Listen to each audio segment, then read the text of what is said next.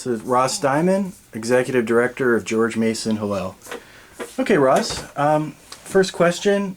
What is the most challenging part of your job as Executive Director of Mason Hillel, and what is the most rewarding? I think at Mason, the hardest part of being the director of our Hillel is doing it all. We have a robust program that we want to be excellent. As a staff of two, we have a lot of responsibilities, everything from fundraising to make sure we have the resources to realize our mission, all the way through that everyday engagement with students.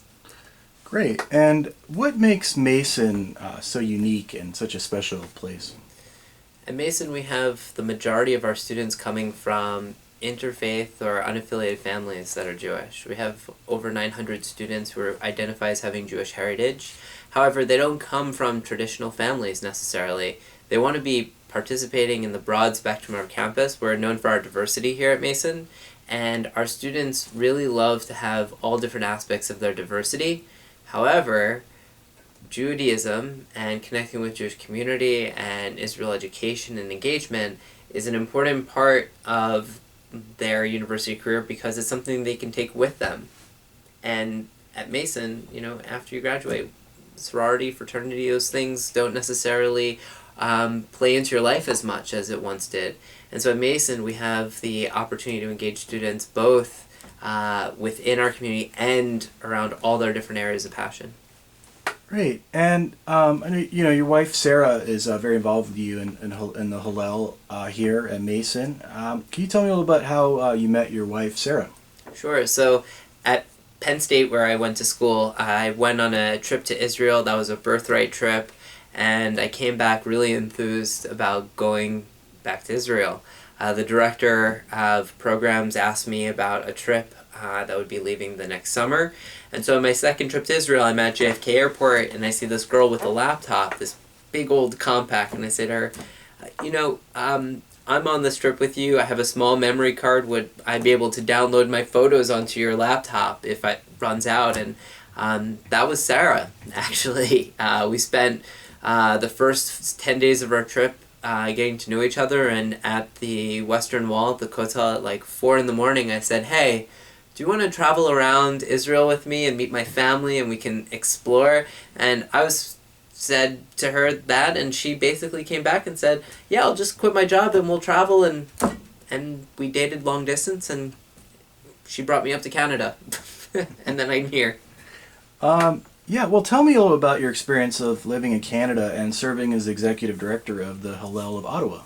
Sure. So I had the opportunity to change careers, actually, from being a KPMG IT auditor to the director of Hillel in Ottawa.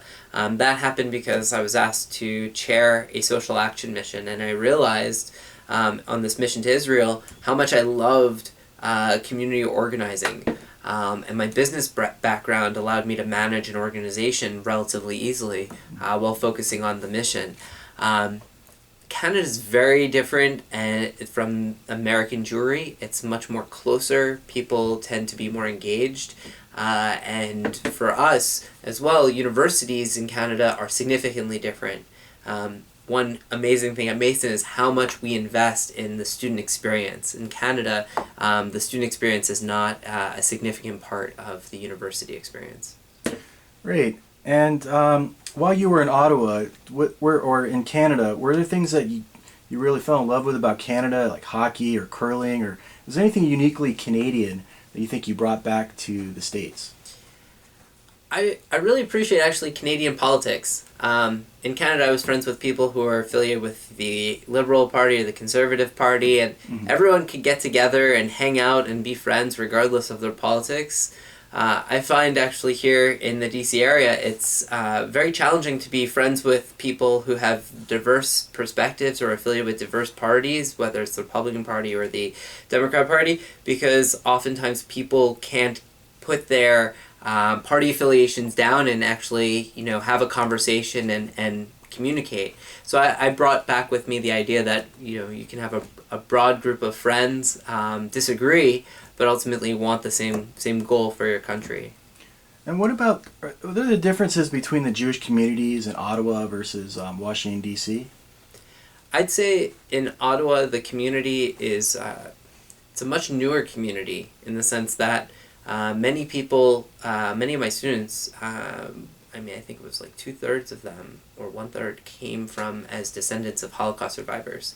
I think it's like the statistics 1 in 10 here. So having so many students connected to the Holocaust in Canada, they also had a deeper connection to their Jewish heritage.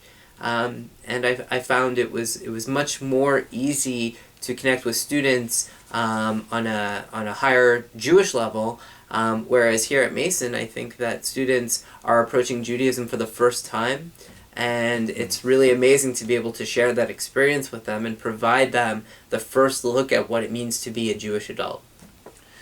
And now you since you've been here at George Mason's Hillel, you've been really able to bring in really world-class group of speakers and entertainers. And, most recently, you brought world-renowned Israeli musicians like Rita and Don Rachel to Mason's campus here in Fairfax. So how have you been able to attract such talent from the Jewish world and from Israel to Mason's campus? So the key ingredient for this year was our Israel fellow Yakir Daniel. Yakir pushed and said, we can bring Rita here, it's amazing, she will bring about the idea of diversity. I mean, her story of being an Iranian Jew who made her way to Israel after the revolution really was quite unique, and Yakir believed that she could have a huge impact on the campus, and as well because of the relationship he developed with the producer, Dudi. Dudi called him up and said, hey, there's another opportunity. Idan Reichel is going to be coming through. Do you want him to come to campus? And Yakir said, wow, like this is an opportunity we can't turn down. And it was one of the highlight events of my 3 years here so far.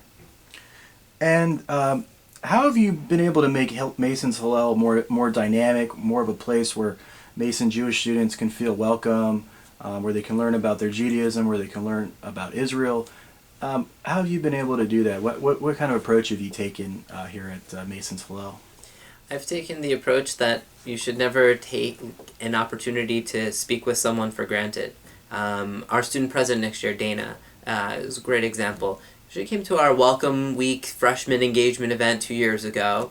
I told her about Birthright, and I had bumped into her a couple weeks later while I was going to build a sukkah on campus. She had never built a sukkah. She didn't really know too much about the holiday. And when I bumped into her, I said, hey, why don't you come help us build the sukkah? Our relationship developed, and eventually I asked her to join us on our Birthright trip.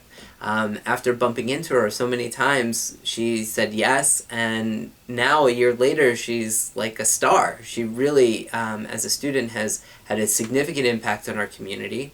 And the point being is that I never took an opportunity to speak with someone for granted, and I always kept my eyes and ears open for opportunities for collaboration. Great. And the last question, Ross, are there any upcoming events planned for here at Hillel at George Mason that you're really excited about, that you'd like the not just the Mason community but the Washington, D.C. area community to know about? Aside from our Birthright trip, which leaves after Shavuot on the 26th, which we're taking 40 students to Israel to have a 10-day Israeli experience with the Mifgash with the soldiers.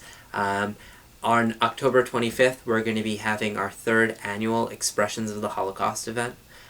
This year, we're going to be focusing on creating a deep relationship through conversation between our students and local survivors. Over the past few years, we've had anywhere from 25 to 40 survivors come to our campus for this really impactful special evening. And this year, we've already begun planning. It's going to be on a Sunday, so it'll be easier for survivors to come to.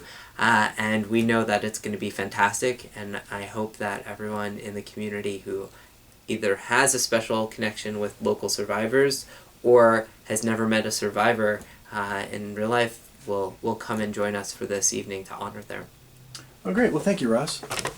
Thank you, Josh. And